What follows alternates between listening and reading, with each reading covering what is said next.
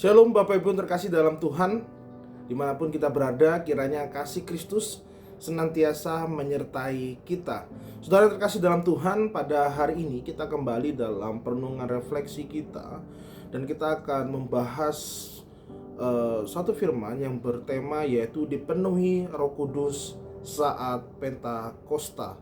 Dan nats yang menjadi landasan firman Tuhan kita pada hari ini terambil dalam Kisah Para Rasul pasal yang kedua ayat 1 sampai dengan 13. Bapak Ibu yang terkasih dalam Tuhan, kemarin kita sudah memperingati hari Pentakosta, yaitu setelah Yesus Kristus bangkit 40 hari, kemudian dia naik ke surga, lalu 10 hari kemudian setelah kenaikannya itu adalah Pentakosta. Dan di mana Roh Kudus itu dicurahkan di dunia ini. Nah, Bapak Ibu terkasih dalam Tuhan, yang menjadi pertanyaan bagi kita semua adalah apa yang menjadi pekerjaan Roh Kudus saat hari Pentakosta. Nah, mari kita melihat apa yang Alkitab tulis dan katakan berkenan dengan Roh Kudus. Dan kita akan melihat 4 tanda Pentakosta dan apa esensinya bagi kita di dalam gereja masa kini. Yang pertama, Bapak Ibu yang terkasih dalam Tuhan, tanda pertama yaitu ada tiupan angin yang keras. Bapak Ibu yang terkasih dalam Tuhan, tiupan angin keras ini berbicara tentang berkenaan dengan hadirnya Roh Allah, ya. Bapak Ibu, kalau kita bicara tentang tiupan angin keras, maka dalam bahasa aslinya angin itu bisa berbicara tentang roh, atau juga bisa bicara tentang hal-hal yang berbicara tentang berkenaan dengan hadirnya Allah. Dan pada hari Pentakosta, tanda pertama ada tiupan angin keras. Itu menandakan di mana berbicara tentang hadirnya Roh Allah pada saat itu. Lalu yang kedua, setelah tiupan angin keras, Bapak Ibu, ada yang tanda kedua adalah lidah api. Apa itu lidah api? Lidah yang berbentuk api, Bapak Ibu, yang hinggap di setiap masing-masing seseorang, setiap individu. Ini berbicara apa, Bapak Ibu yang terkasih dalam Tuhan? Ini berbicara mengenai mencerahkan. Ini berbicara berkenaan dengan firman Tuhan atau kesaksian yang menjadikan mata hati seseorang yang mendengarnya itu menjadi terang, bisa melihat dan bisa memahami apa yang firman Tuhan katakan. Dan itu berbicara tentang lidah api, Bapak Ibu. Lalu Bapak Ibu yang kasih dalam Tuhan, tanda yang ketiga adalah mereka mulai berkata-kata dalam bahasa-bahasa lain yang diberikan oleh Roh kepada mereka. Saya tekankan Bapak Ibu yang kasih dalam Tuhan, hal ini berbicara tentang satu bahasa menjadi berbagai macam bahasa. Apa esensinya, Bapak Ibu? Esensinya adalah kuasa penyebaran, kuasa penyebaran firman Tuhan, di mana Roh Kudus kalau bekerja, Bapak Ibu, pada diri seseorang, maka orang itu pasti memiliki ambisi yang kudus, di mana untuk menyebarkan Injil Tuhan kemanapun saja.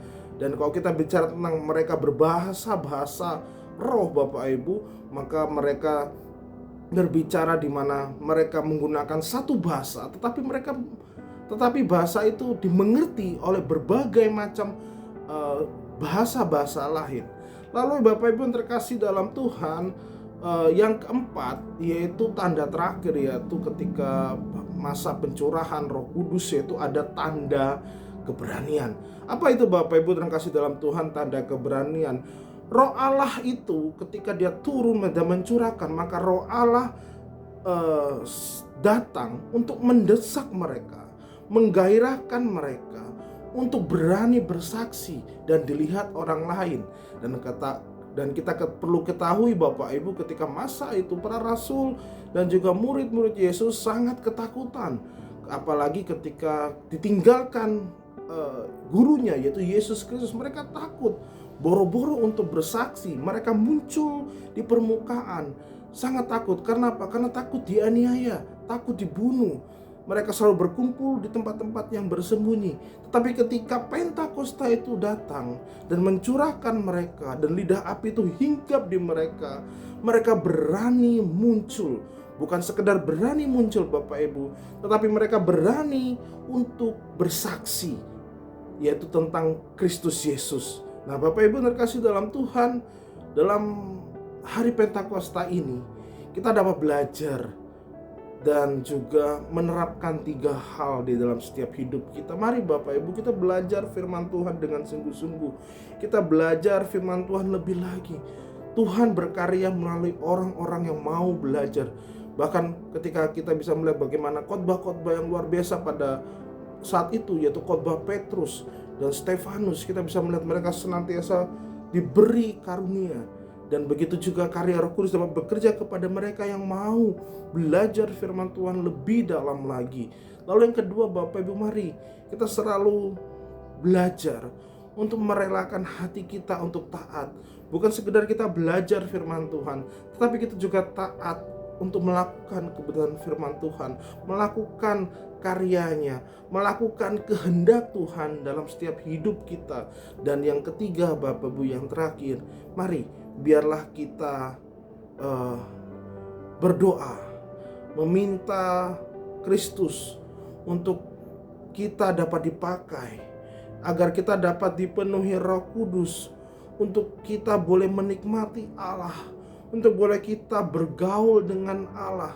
Dan biarlah hidup kita Bapak Ibu di dalam memperingati dan juga nuansa Pentakosta ini Bapak Ibu, kita boleh hidup untuk mempermuliakan Allah, bukan diri kita, tapi kita boleh mempermuliakan Allah lebih heran lagi.